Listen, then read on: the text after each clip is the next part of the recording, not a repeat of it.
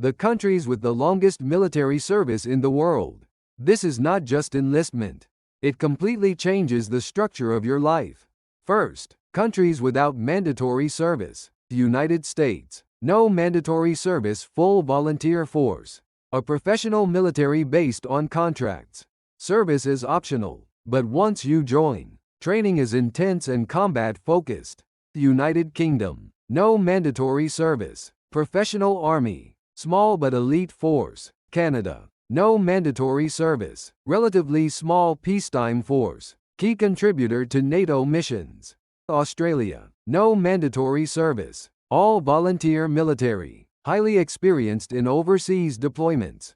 Now, countries with mandatory service. 10th Germany. Currently volunteer-based. In the past mandatory service about 9 months. Built large reserve forces during the Cold War. 9th France. Past mandatory service about 10 months. Designed for expeditionary operations, especially in Africa. 8th Turkey. About 12 months. Strategic bridge between Europe and the Middle East. Heavy focus on border security. 7th Russia. About 12 months. World's largest territory to defend.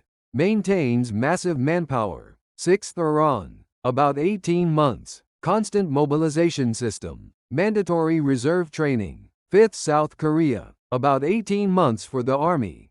One of the fastest countries to shorten service time. But training intensity and workload remain extremely high. Military obligation continues through reserve and civil defense.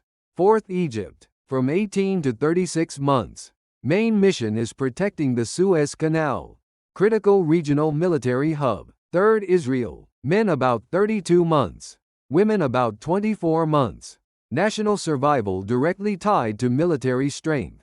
2nd North Korea. Men about 10 years. Women about 5 years. Military service is part of everyday life. Combines labor and military training.